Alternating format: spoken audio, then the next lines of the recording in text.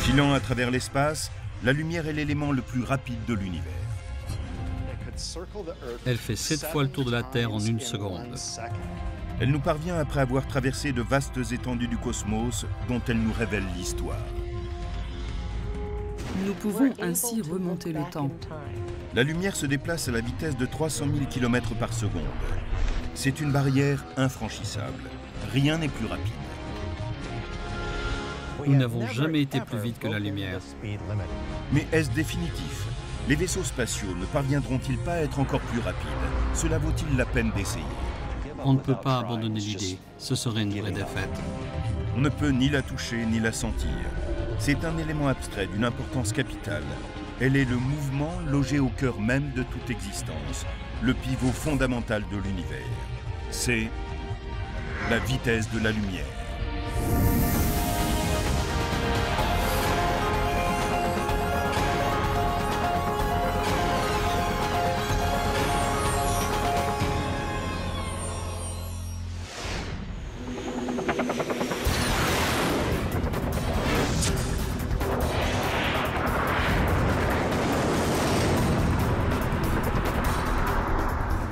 Sur la Terre, où l'on recherche en permanence la rapidité, les hommes, les véhicules et les technologies les plus performantes ressemblent à des escargots dans un cosmos où règne la vitesse de la lumière. C'est la pierre angulaire sur laquelle est bâti l'univers. Il y a une expression célèbre en physique qui dit que la vitesse de la lumière n'est pas seulement une bonne idée, c'est une loi. La vitesse de la lumière fait partie des limites les plus importantes de l'univers. La lumière se déplace à 300 000 km par seconde. C'est tout simplement incroyable. Si elle décrivait un cercle autour de la Terre, elle pourrait en faire le tour 7 fois en 1 seconde. C'est hallucinant. Cette vitesse hallucinante est la première chose à laquelle on est confronté quand on aborde le phénomène de la lumière. C'est largement la sous-estimer que de parler simplement de sa rapidité. C'est étonnant, quand j'utilise mon téléphone cellulaire, je peux parler à quelqu'un qui est à l'autre bout du pays sans être consciente du moindre décalage de temps. Le signal passe de mon téléphone à une tour, puis à un satellite et revient vers la Terre. C'est ainsi que la vitesse de la lumière peut nous sembler sans limite. Le professeur de physique Clifford Johnson, de l'Université de Californie du Sud, est un cycliste acharné. Il roule sur cette piste pour tenter de couvrir les 300 000 km que la lumière parcourt en 1 seconde. Il comprend très vite que ce n'est pas gagné. Pour couvrir la distance que la lumière parcourt en 1 seconde, il me faudrait 22 mois en roulant à 20 km à l'heure, 24 heures sur 24.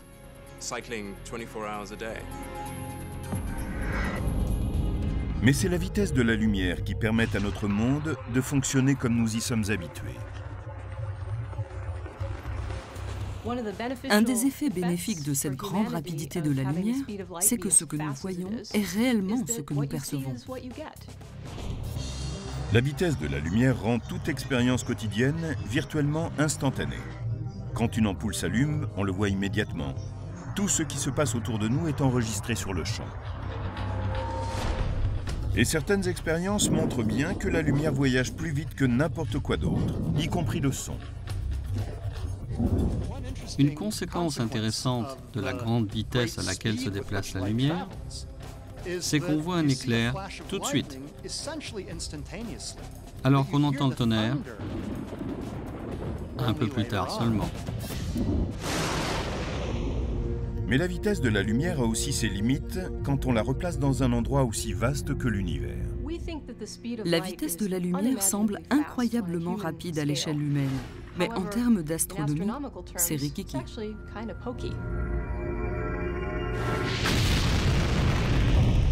Quand le vaisseau Apollo a été lancé dans l'espace et qu'il filait à la vitesse incroyable de 40 000 km/h, la vitesse de la lumière parut faible quand on voulut parler aux astronautes qui étaient à 410 000 km de là, sur la surface lunaire.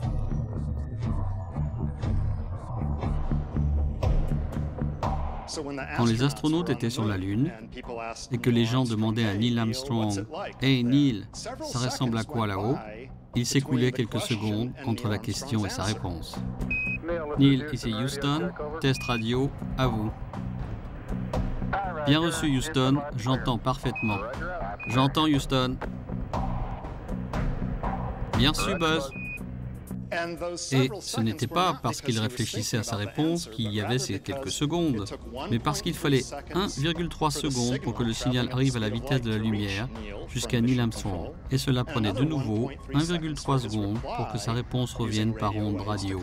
Cela faisait 2 secondes 6 au total, sans même prendre le temps de réfléchir.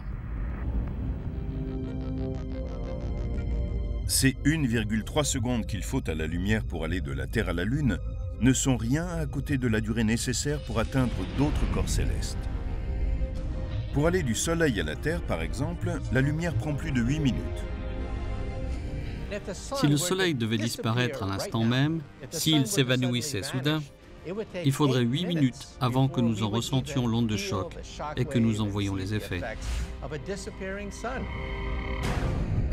La vitesse de la lumière étant limitée, la communication avec un vaisseau spatial très éloigné de la Terre devient un véritable défi.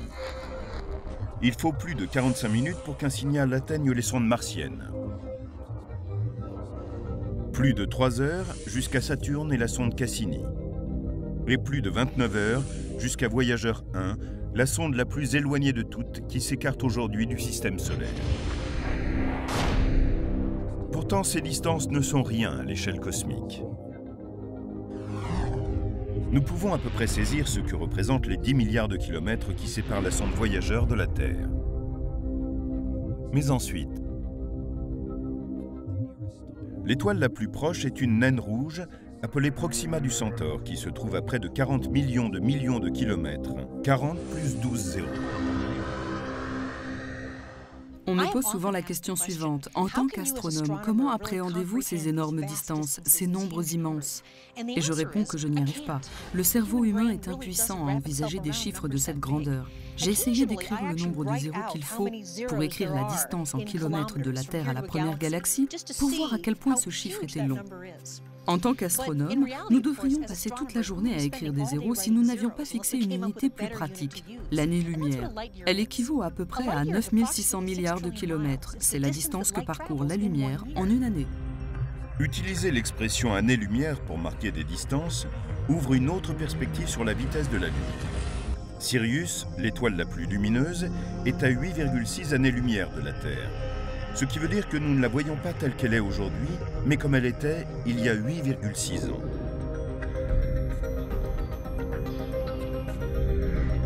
Nous voyons Vega comme elle était il y a 25 ans. Et la supergéante Beltégeuse telle qu'elle était il y a 5 siècles. C'est un merveilleux cadeau de la nature. Comme l'information prend du temps à nous parvenir, nous pouvons voir en arrière dans le temps. Plus nous regardons loin, plus nous remontons loin dans le temps. Nous n'aurions aucune idée de notre passé cosmique si la lumière était instantanée. Laura Danley est conservateur à l'Observatoire Griffith de Los Angeles. Comme la lumière peut nous ramener dans le passé, elle a rassemblé des photos qui racontent l'histoire de l'univers à travers la vitesse de la lumière, des clichés qui remontent à ses débuts, il y a plus de 13 milliards d'années, jusqu'à nos jours.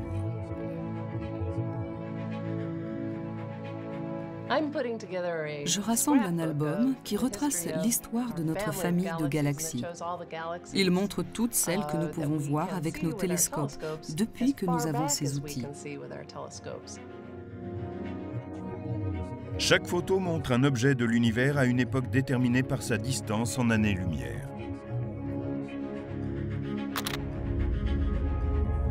Voici la célèbre nébuleuse du Crabe, il y a 6500 ans. Le centre galactique au cœur de la Voie lactée, il y a 26 000 ans. Et la galaxie d'Andromède, notre voisine, il y a 2 500 000 ans. Mais c'est pratiquement hier à l'échelle cosmique. J'adore cet amas d'étoiles. Dans 90% des cas environ, l'album est rempli de galaxies communes, mais étonnamment différentes. Ces deux-là sont entrés en collision. Comme vous le voyez, l'une semble carrément traverser l'autre. Les galaxies évoluent et entrent en interaction de manière souvent dramatique. Celle-ci doit être à environ 500 millions d'années-lumière de la Terre. Tandis que Laura Denley place chaque image dans cet album, d'autres photos commencent à apparaître. Des galaxies adultes ont évolué, donnant naissance à des objets très variés au cours des 12 milliards d'années précédentes. Mais certaines photos d'enfance du cosmos montrent aussi des galaxies alors que l'univers n'en était qu'à ses premiers pas. Ces galaxies sont très intéressantes. Elles se situent à 11 milliards d'années-lumière de la Terre. Très compactes, elles ont un âge analogue à celui d'un enfant d'environ 2 ans et demi, quand il commence à savoir vraiment marcher. Mais ces galaxies ont des frères et sœurs plus jeunes.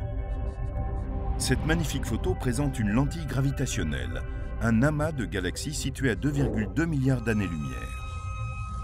Elle courbe la lumière et nous permet de mieux voir dans l'espace et le temps. Cette lentille révèle une minuscule tache qui est l'une des premières galaxies que l'on puisse voir telle qu'elle était il y a 13 milliards d'années, un nouveau-né dans un univers en pleine évolution.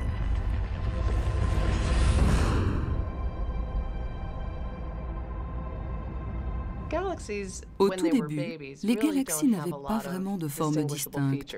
C'étaient des sortes de grosses gouttes, sans beaucoup de structure. Au début, l'univers était un peu comme une goutte d'eau. Ce que nous voyons de cette époque, ce sont les premiers instants de son histoire qui ne nous parviennent qu'aujourd'hui, 13,7 milliards d'années après leur naissance. Nous voyons aussi les dernières lueurs venues du Big Bang.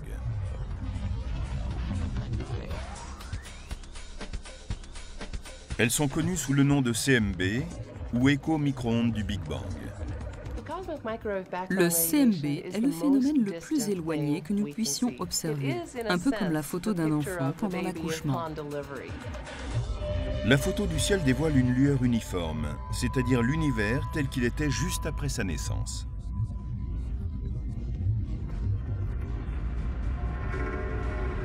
C'est ici que notre perception s'arrête. Notre vision de l'univers est limitée non pas par la taille ou la puissance de nos instruments, mais par la limite de la vitesse de la lumière. Comment l'élément le plus rapide de l'univers peut-il nous rendre aveugles à l'infinité de l'espace?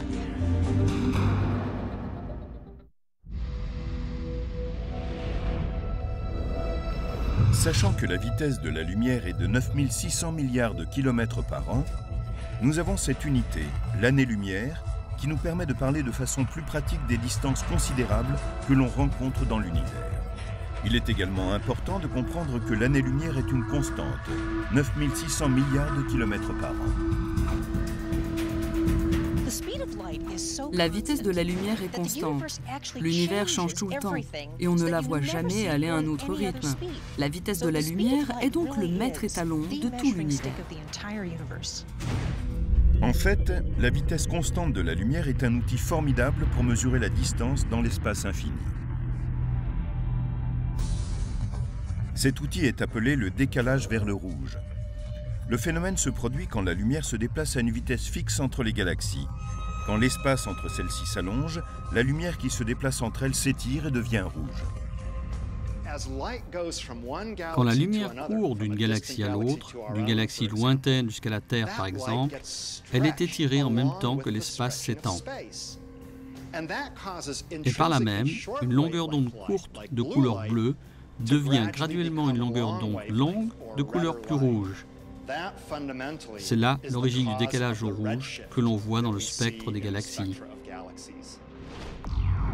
Comment le décalage au rouge permet-il de mesurer une distance? Grâce à une découverte stupéfiante faite en 1926 à l'observatoire du mont Wilson, près de Los Angeles. C'est toujours émouvant pour moi de me retrouver ici, sur le mont Wilson. C'est à cet endroit précis que notre vision de l'univers a entièrement changé. C'est ici qu'Edwin Hubble a découvert que l'univers était en expansion. Personne ne s'en doutait, et cela a tout changé. Observant partout des décalages au rouge, Hubble découvrit que toutes les galaxies s'éloignaient les unes des autres, ce qui est provoqué par l'expansion de l'espace lui-même, comme nous le savons maintenant. De la Terre, on ne voit pas la galaxie s'éloigner, et c'est pourtant le cas parce que sa lumière est décalée vers le rouge. Une galaxie qui s'éloigne lentement subit un léger décalage au rouge. Une galaxie plus rapide a un décalage au rouge plus important. Mais Hubble a découvert aussi que ces galaxies plus rapides étaient plus éloignées. Cela signifie que plus le décalage au rouge est important, plus la galaxie est éloignée. En effectuant des calculs mathématiques après avoir vu la vitesse d'expansion de l'espace, les cosmologistes ont pu estimer l'âge de l'univers. Et si l'on combine cela avec la vitesse de la lumière, on est face à un immense casse-tête. L'univers est un endroit si vaste que la vitesse de déplacement de la lumière est très importante. L'univers a commencé il y a environ 13 milliards et demi d'années. Cela veut dire que nous ne pouvons remonter que sur 13 milliards et demi d'années. La lumière n'a pas eu le temps de se déplacer davantage. Notre horizon de lumière est une sphère d'un diamètre de 13,5 milliards d'années-lumière, qui contient tout ce que nous pouvons voir. Mais c'est là que réside la grande énigme. L'espace se termine-t-il là? Nous n'avons aucune raison de croire que l'univers se limite à la distance que nous sommes capables de percevoir. Il est possible qu'il soit bien plus vaste, mais étant donné le temps de déplacement de la lumière, c'est tout ce que nous pouvons voir, c'est notre horizon. Examinons cette énigme. Les astronomes d'une galaxie à la limite de notre horizon ne peuvent voir aucune galaxie de l'autre côté de l'horizon. Mais ils peuvent voir des galaxies à 13 milliards et demi d'années-lumière dans l'autre direction, puis des astronomes à la limite de leur horizon peuvent, et ainsi de suite, peut-être jusqu'à l'infini. Comme les astronomes sur Terre, la vitesse de la lumière les a pris au piège. Si nous nous demandons ce qui se passe au-delà de notre horizon de lumière, nous butons sur le fait que la vitesse de la lumière est vraiment une barrière. Est-ce réconfortant qu'il y ait déjà tellement à observer dans les limites de notre horizon? Cette photo d'une beauté à couper le souffle est celle du champ ultra-profond de Hubble, prise par le télescope spatial Hubble. C'est une image extrêmement détaillée d'une région du ciel 100 fois plus petite que la pleine Lune, et qui pourtant comprend 10 000 galaxies. La lumière de certaines avance vers nous depuis 13 milliards d'années.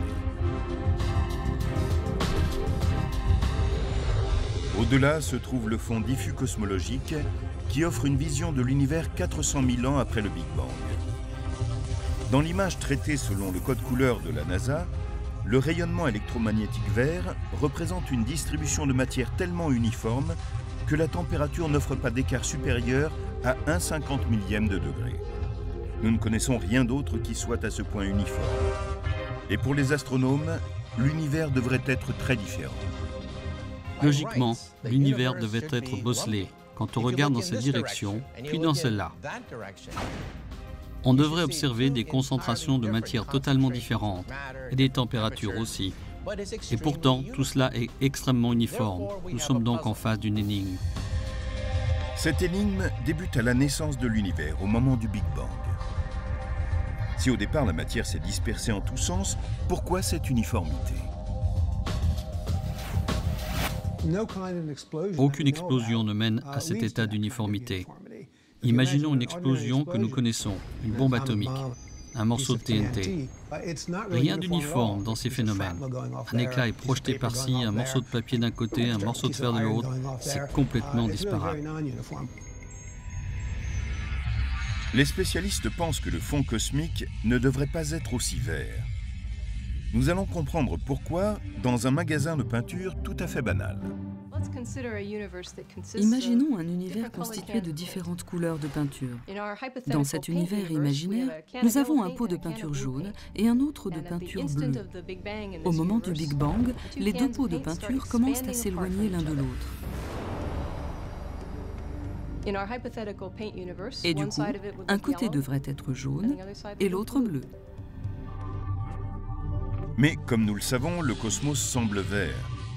Les deux couleurs que nous venons de voir représentent les différentes particules d'un univers infini. Pour obtenir un vert uniforme, comme dans le fond cosmique, elles doivent se toucher. Mais les spécialistes, après avoir calculé la vitesse du Big Bang, ont conclu que la matière avait été projetée à une vitesse plus rapide que celle de la lumière.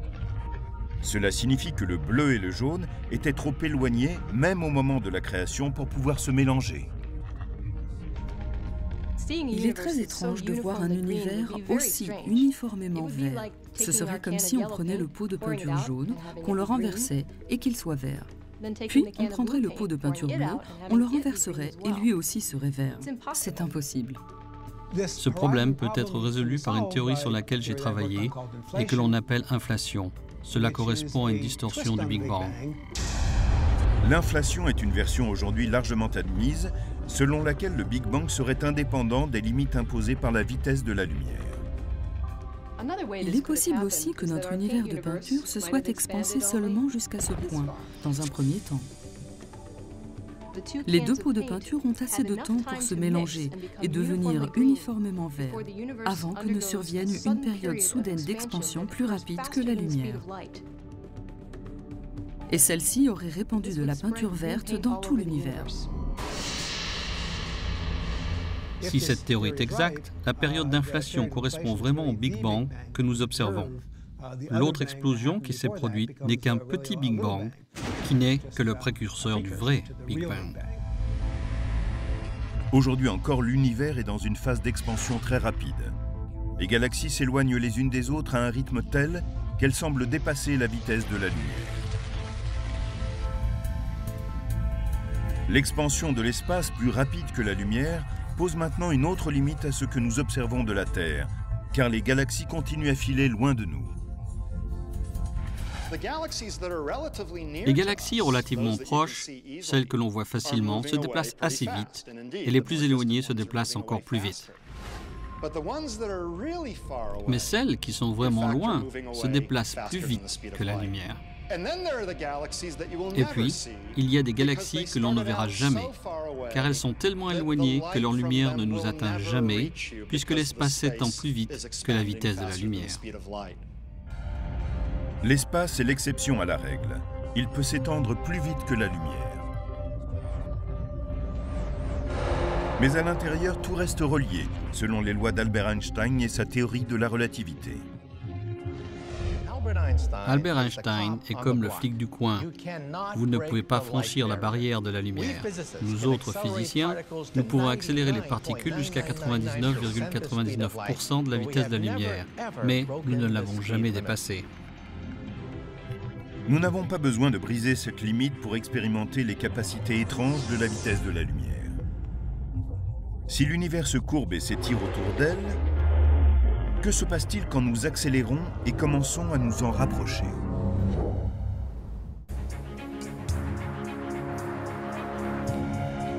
Pour la plupart d'entre nous, la lumière semble être un élément très simple, un phénomène naturel qui nous permet de voir l'univers. Sous le regard scrutateur de la science, cela devient étrange et bizarre. La lumière est un élément tellement important de notre vie quotidienne. Nous comprenons encore très mal ce dont il s'agit réellement. L'univers entier se plie autour de la lumière pour la recevoir. Nous pouvons commencer à comprendre pourquoi l'univers se plie autour de la vitesse de la lumière en rejoignant le physicien Clifford Johnson sur sa piste cyclable. Une balle de tennis va entrer en compétition avec un rayon lumineux. Si je jette un objet quelconque comme une balle de tennis, quelque chose que je peux lancer à une vitesse donnée, celui-ci va parcourir une certaine distance. Voici le trajet de la balle de tennis quand Johnson la lance tout en restant immobile. Elle se pose à la moitié de la piste. Il va la lancer de nouveau, mais cette fois d'un vélo en mouvement. Et le résultat ne sera pas le même. Je lance la balle de tennis à la même vitesse tout en roulant. La vitesse de la balle de tennis s'ajoute à celle du vélo et du coup, elle va aller plus loin. Comparons les deux lancers. La différence est claire. La balle va plus vite quand elle est lancée du vélo en mouvement. Tout prend son sens. Maintenant, servons-nous de la lumière pour le même test. Nous allumerons le feu avant du vélo au lieu de lancer la balle. Si je reste immobile et que j'allume le feu avant de mon vélo, son rayon lumineux va se déplacer à la vitesse de la lumière, à aucune autre vitesse que celle de la lumière. Supposons que le rayon lumineux soit assez lent pour que nous voyions son déplacement sur la piste. Nous marquons sa position un court moment plus tard, puis Johnson allume le feu avant alors qu'il est en pleine vitesse de course. Il se produit quelque chose d'inattendu. La lumière parcourt la même distance que dans le premier cas. Contrairement à la balle de tennis, la vitesse du vélo ne s'ajoute pas à celle de la lumière. La vitesse de la lumière demeure immuable. Les deux rayons lumineux parcourent la même distance parce que la vitesse de la lumière est constante et ne dépend pas du mouvement de sa source. C'est peut-être contraire à ce que nous attendions, mais c'est un fait. Dans l'univers, tout rayon lumineux se déplace à la même vitesse, dans un espace vide, quelle que soit la vitesse de l'étoile ou de la comète ou de la galaxie qui en est la source. Après cette découverte de savants de la fin du 19e siècle, Albert Einstein effectua des calculs et développa sa théorie de la relativité, qui a pour centre la vitesse constante de la lumière. Comprendre la vitesse de la lumière nous a ouvert une fenêtre sur la nature de l'espace et du temps, tel que nous l'appréhendons aujourd'hui. Nous ne vivons pas dans un monde rigide, où une cloche sonne à intervalles réguliers. Nous vivons dans le monde d'Einstein, qui est flexible, qui s'étire, un monde où tout est relatif, l'espace et le temps. Au quotidien, l'univers ne nous semble pas en train de s'étirer parce que par rapport à la vitesse de la lumière, nous nous déplaçons très lentement. Mais quand nous accélérons, les choses commencent à changer. Quand on se rapproche de la vitesse de la lumière, toutes sortes de distorsions étranges et magnifiques se produisent. Nous disons que l'univers se tord en quelque sorte, si bien que la vitesse de la lumière est toujours constante. Mais il est étonnant de voir à quel point c'est vrai. Quand on se rapproche de la vitesse de la lumière, le temps paraît ralentir pour l'observateur. C'est comme si on se voyait défiler. C'est stupéfiant. Quand Clifford Johnson roule sur la piste, il aurait besoin d'aller 56 millions de fois plus vite que ses 20 km/h pour se rapprocher de la vitesse de la lumière. Mais admettons que cela lui soit possible. Imaginez que je roule sur mon vélo à une vitesse proche de celle de la lumière. Imaginons juste que cela soit possible. Un monde tourne lentement par rapport au cadreur qui me filme. Si je continue pendant un certain temps, je vais vieillir beaucoup plus lentement que le cadreur qui est fixe, si bien que quand je reviendrai de ce périple et que je lui parlerai, il sera plus vieux que quand je l'aurai quitté. Cela ressemble plus à de la magie qu'à de la science, mais beaucoup d'entre nous en font l'expérience chaque jour. Voici un exemple de la théorie de la relativité d'Einstein, c'est-à-dire le fait qu'une horloge qui se déplace avec vous tourne plus lentement qu'une horloge restée fixe. Le système GPS. Le GPS nous permet de conduire un véhicule sans se perdre. Tournez à droite. Tout commence avec un réseau de 24 satellites qui tournent autour de la Terre à 33 000 km au-dessus d'elle. À tout moment, le système GPS reçoit des ondes électromagnétiques qui se propagent à la vitesse de la lumière d'au moins 4 satellites et calculent la distance qui les sépare de votre véhicule ou d'un endroit précis au sol. À 50 mètres, tournez à droite. Tout cela dépend d'horloges très précises. Et quand les ingénieurs ont conçu le système, ils savaient que les satellites tourneraient en orbite à près de 12 000 km/h. Cette vitesse est suffisante pour ralentir leurs horloges d'une minuscule fraction de seconde. Les ingénieurs ont calculé toutes les différences de temps, ce qui donne au système sa précision impressionnante. Si les horloges des satellites ne fonctionnent pas à la même vitesse que celle de la Terre et que vous ne preniez pas cet élément en compte, la position de votre véhicule sera fausse. À 100 mètres sur votre gauche, vous serez arrivé à destination. Lorsqu'on se déplace à une vitesse proche de celle de la lumière, la distorsion du temps n'est qu'un des étranges phénomènes observables. Sur la piste cyclable, Clifford Johnson tente encore d'aller plus loin, tandis que l'espace commence à faire des choses étranges avec lui et son vélo. Imaginons que je sois sur mon vélo, en train d'approcher la vitesse de la lumière. Un observateur verrait par exemple que la longueur de mon vélo, dans la même direction que mon mouvement, est en train de diminuer. En fait, le vélo devient plus court. C'est ce qu'on appelle la contraction des longueurs. Elle est vue par un observateur immobile quand il regarde quelqu'un se déplacer à une vitesse proche de celle de la lumière. Mais le professeur Johnson a la chance d'être témoin des effets bizarres de la vitesse de la lumière. Tandis que sa vitesse se rapproche de celle de la lumière, sa vision du monde change complètement. Ce que je vois quand je me déplace à une vitesse proche de celle de la lumière, c'est que les formes devant moi se distordent par rapport à celles qui sont au quotidien. Tout est tordu dans une sorte de tunnel et les couleurs se distordent aussi, de différentes manières. Le changement de couleur vient de l'effet Doppler, et les déformations viennent d'un phénomène connu sous le nom d'aberration. Cette distorsion est quelque chose de similaire à ce que vous verriez si vous étiez en train de conduire sous une pluie diluvienne. Immobile, vous ne verriez que la pluie tombant tout droit si vous regardiez dehors par la fenêtre, alors que si vous vous déplaciez dans la tempête, vous verriez la pluie apparaître inclinée vers vous à la suite de votre mouvement. C'est ce que vous obtenez quand vous vous déplacez à une vitesse proche de celle de la lumière vers des objets qui sont devant vous. Il n'est pas nécessaire de voyager à une vitesse proche de celle de la lumière pour expérimenter les distorsions provoquées par un mouvement à travers le temps et l'espace. Nous les observons à chaque minute de la journée. Des distorsions produites par la barrière de la vitesse de la lumière se produisent tous les jours dans notre vie. Mais les effets en sont si infimes que nous ne pouvons les percevoir. Dans un monde qui se meut lentement, la vitesse de la lumière provoque d'autres phénomènes étranges que nous percevons parfaitement. La vitesse de la lumière peut être une constante, mais seulement dans le vide spatial. Quand la lumière se déplace à travers des éléments comme le verre ou des fluides, elle ralentit sensiblement. Si ce n'était pas le cas, les télescopes et notre sens de la vision seraient impossibles. Mais que se passerait-il si la lumière ralentissait encore davantage, si sa vitesse devenait nulle ?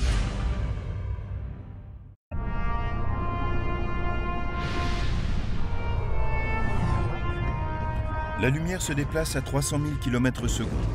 C'est une constante universelle, mais qui comprend un bémol.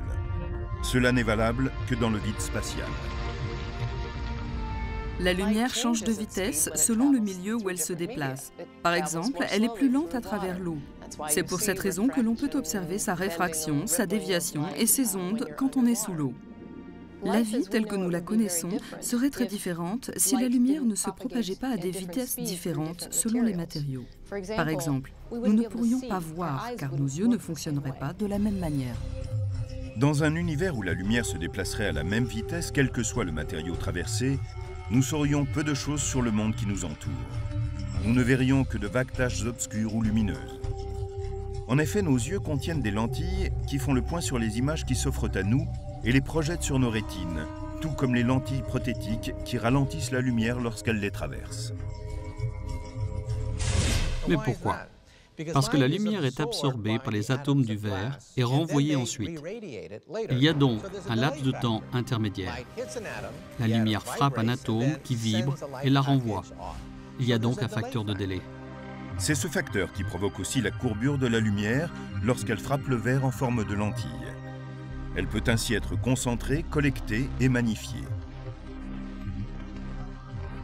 Pour les astronomes qui étudient l'univers, rien n'est plus important. Heureusement que la lumière ralentit en traversant le verre, car c'est grâce à cela que nous avons des télescopes. S'ils sont là, c'est parce que comme la lumière décrit une courbure en traversant le verre, nous pouvons concentrer de grandes quantités de lumière en un seul point. Et c'est cela qui nous permet de voir les merveilles de l'univers. À travers les lentilles et les télescopes, la lumière se déplace à une vitesse d'environ 200 000 km/s. Cela correspond aux 2/3 de sa vitesse dans le vide spatial. Mais certains spécialistes cherchent à utiliser la lumière à des vitesses encore plus faibles.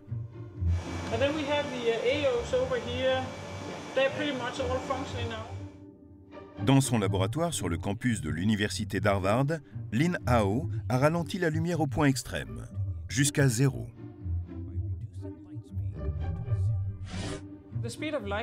Bien sûr, la lumière est incroyablement rapide. Rien ne va plus vite que ces 300 000 km par seconde. Nous pensons que c'est une vitesse exceptionnelle et qu'il faut essayer d'en faire quelque chose. Lin Hao et son équipe travaillent dans un laboratoire rempli de lasers, de miroirs, de prismes et d'autres outils étranges. Ils exercent ici une branche de la physique où peu de spécialistes se sont aventurés. Si nous arrivons à transformer aussi radicalement la vitesse de la lumière, par exemple en la ramenant à la vitesse d'un vélo, nous pourrons ensuite commencer à tester des zones de l'univers où personne n'est encore jamais allé. Dans le labo de Lin Hao, on ralentit la vitesse de la lumière en dirigeant des lasers sur 2 nuages microscopiques de gaz de sodium, refroidis à quelques milliards de degrés en dessous du zéro absolu. Un laser de contrôle frappe les 2 nuages et les prépare à l'action. Puis une brève décharge de lumière est tirée vers le premier nuage.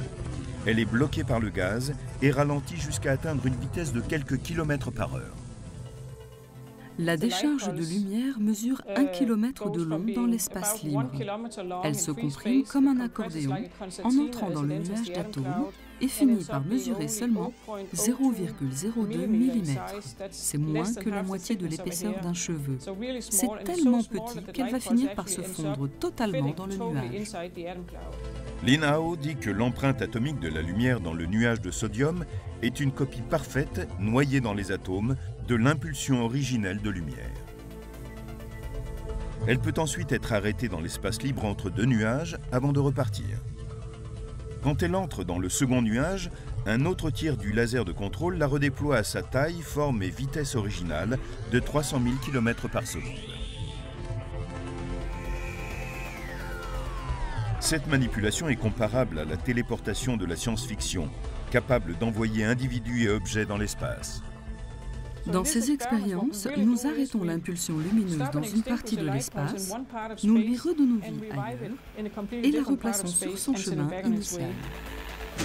Depuis que la lumière peut transporter une information, cette technologie futuriste ouvre la voie à des ordinateurs qui seraient basés sur la lumière et pourraient se passer de puces et de câbles. L'information serait lue directement à partir de la lumière, plus rapidement, de façon plus compacte et plus sûre qu'avec les outils dont nous disposons aujourd'hui.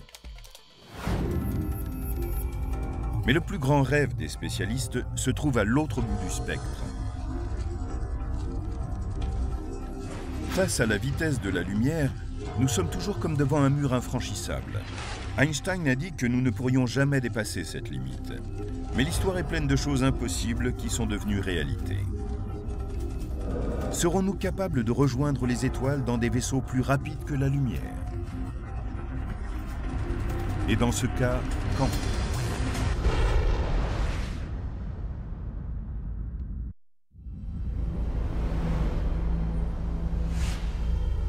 En avril 2008, le célèbre physicien Stephen Hawking a demandé que l'humanité ait pour but à long terme de coloniser l'espace et de faire un voyage interstellaire.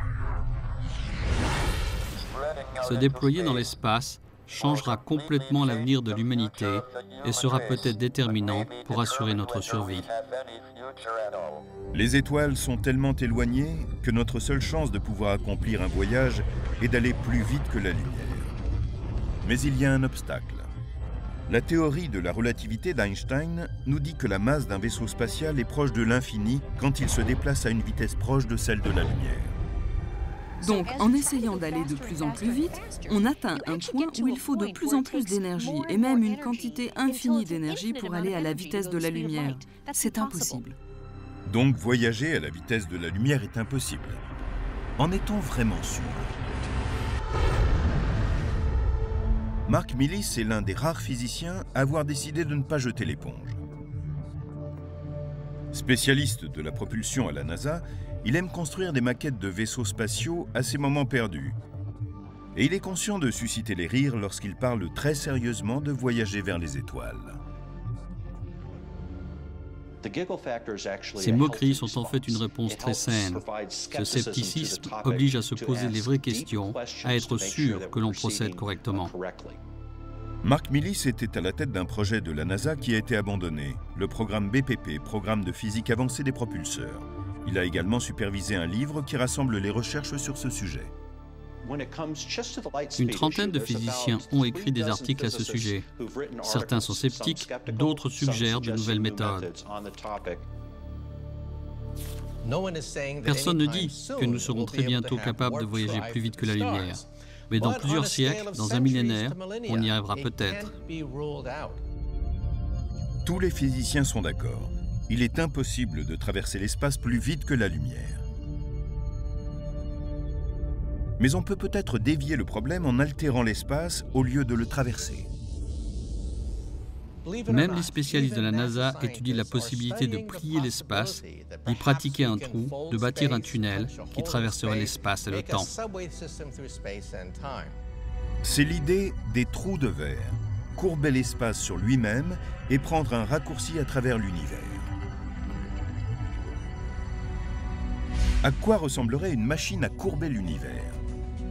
Elle serait sans doute monumentale. Ce pourrait être une installation placée sur un nombre immense d'astéroïdes disposés en une sphère géante. Il faudrait une batterie de rayons laser afin de concentrer une énergie fantastique en un seul point. Il faudrait atteindre des températures incroyables, les plus hautes énergies que nous ayons dans notre univers pour ouvrir un trou, une bulle, un passage vers un autre univers. Il y a une autre façon de transformer l'espace pour nous déplacer plus vite que la lumière. C'est le voyage supraluminique. Miguel Alcubierre a été le premier à écrire à ce sujet en 1994. Alcubierre, physicien mexicain, a effectué les calculs retraçant le parcours d'un vaisseau interstellaire propulsé par un temps spatial supraluminique. Derrière le vaisseau, l'espace-temps est en expansion. Devant le vaisseau, l'espace-temps se contracte. Entre les deux, le vaisseau se déplace comme un surfeur. Le vaisseau lui-même est placé à l'intérieur d'une bulle et l'espace autour de lui le propulse plus vite que la lumière. Mais il faudra attendre des siècles avant d'accomplir un voyage supraluminique, si toutefois cela s'avère possible. En Suisse, les physiciens qui travaillent sur le grand collisionneur de Hadron sont peut-être déjà sur la bonne voie. Aujourd'hui, le grand collisionneur de Hadron est un destructeur d'atomes. Il fait entrer en collision des particules. Il va générer des énergies importantes que l'espace et le temps vont courber. C'est le premier petit pas vers le voyage supraluminique. Nos connaissances actuelles dans le domaine de la physique ne nous permettront pas de voyager plus vite que la lumière dans un avenir prévisible. Mais ce n'est pas une raison pour ne pas essayer. Même si voyager à la vitesse de la lumière s'avère impossible, on ne peut pas abandonner l'idée. Ce serait une vraie défaite. À côté de son travail à la NASA, Millis a créé une fondation à but non lucratif, Taux Zéro, qui signifie vitesse de la lumière. Elle est destinée à encourager les recherches sur le voyage interstellaire. Seuls quelques spécialistes poursuivent cette idée, mais beaucoup s'accordent à dire que cela vaut la peine de déployer cet effort. Comprendre son univers est un des besoins essentiels des êtres humains en tant qu'espèce intelligente. Alors, devons-nous continuer nos recherches sur les technologies et les principes physiques qui nous permettraient peut-être de voyager plus vite que la lumière? Même si nous ne découvrons jamais le moyen de voyager plus vite que la lumière, nous pouvons découvrir des tas d'autres choses très utiles. Et si la science constatait que la barrière de la vitesse de la lumière était infranchissable et le voyage interstellaire impossible? Cela donnerait une toute autre importance au vaisseau spatial sur lequel nous vivons, la Terre. Cela nous obligerait à utiliser notre technologie pour la préserver, puisque nous sommes ces éternels passagers dans notre voyage à travers l'univers.